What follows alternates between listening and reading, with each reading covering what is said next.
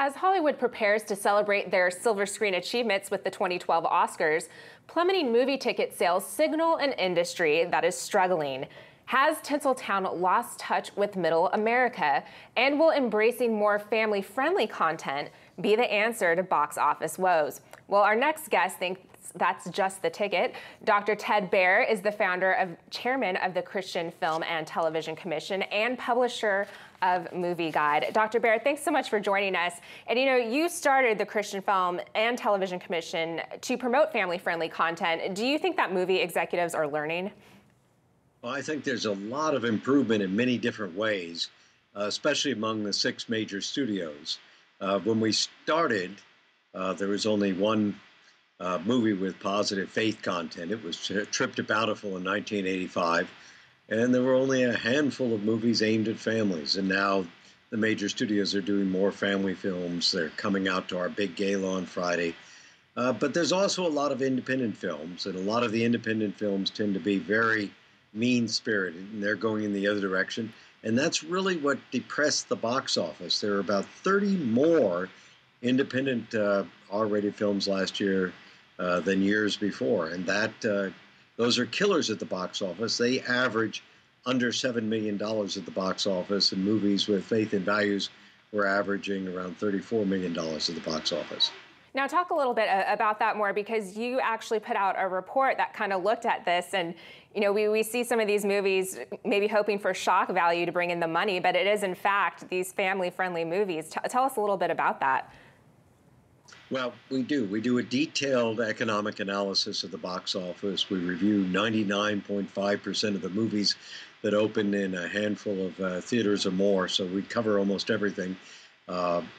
Last year, I was with the head of distribution of Disney, who's coming to give one of our awards this weekend at the Movie Guide Awards, and he said, "You're responsible for the missionary character in Pirates because you told us we'd make more money," and we did. We were the first show, Pirates, that went over $1 billion.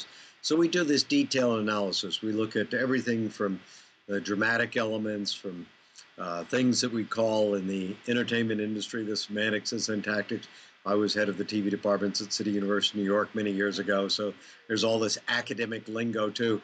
But what it all boils down to is that we find out the better a movie is in terms of faith and values, good over evil, and cleanliness, the better it does at the box office. So people want wholesome films, they want good over evil, and they want somebody to come and help them. Now, as we talked about, the Oscars are coming up, but you have your own awards ceremony. Tell us a little bit about the Movie Guide Awards. How did you come up with this idea? Well, actually, there are 2 ways. One is Sir John Templeton called me. It was 1988. He called me up. I thought that it was a prank call. He says, "We want to do an award ceremony in Hollywood. We give out the Templeton Prize, which is the world's biggest prize, and now we think we want to do the same thing in Hollywood." And after talking for a while, I said, "Okay, I'll prepare, the way we can do that." And I had inherited all the files from the old church Protestant film office, so they used to do an award ceremony. So we took those 2, merged them together. In 1993, we started doing a report to the entertainment industry. Then Sir John Templeton called me again and said, "Wait a minute, I want to be part of this." So they got involved in 1995, and Chuck Heston was there and a lot of wonderful people. And then from there, the rest of history. We honored Christie the first year and some of the great movies in television. And now we've got more movies, more television programs than we can possibly imagine, and people wanting to come and taking multiple tables and overwhelming the venue that we use, which is the Universal Hilton this year. So it's a very popular event.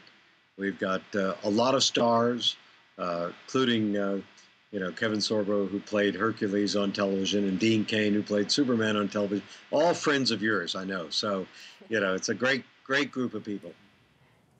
Now talk a little bit, because as you mentioned, it seems like the movies have grown. You have a long list here of movies that are nominated, and we kind of look at the Oscar criteria. They broadened their Best Picture nominations to kind of include more of these more mass-appealing movies, but I look at some of their lists and I don't recognize any of them. What is the criteria that you use to select the movies that you nominate? But that's a very good question. Number one, for family films, we look at it, of course, in terms of entertainment value. So we have some big entertainment films that did very well at the box office.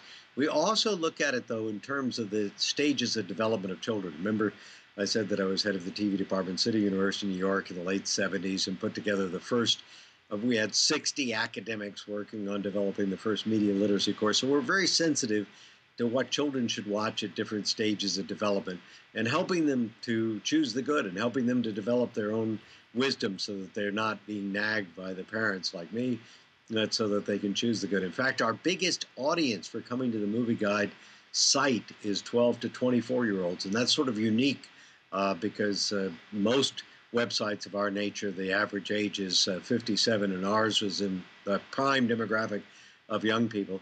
And number three, we look at the faith and values, the worldview, the political philosophies, etc.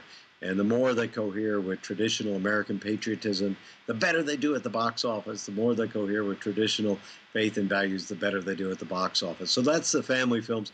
Mature audience films, of course, we let in films that are that maybe aren't appropriate for children, but are, and maybe just because they deal with tough subject matter, like Extremely Loud and Incredibly Close, where the young boy loses his father, played by Tom Hanks in 9/11.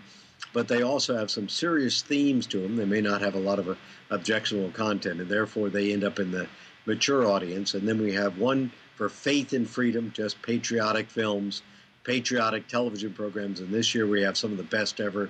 And then movies that have strong faith. We give the Epiphany Prize, in television programs with strong faith, we give a $100,000 Epiphany Prize. So those are the different categories. And then, of course, we got to award the actors. So we give out Grace Awards for the actors. Well, Dr. Baehr, it's very interesting work, and thank you so much for joining us today to tell us about it. Thank you very much. It's been a delight.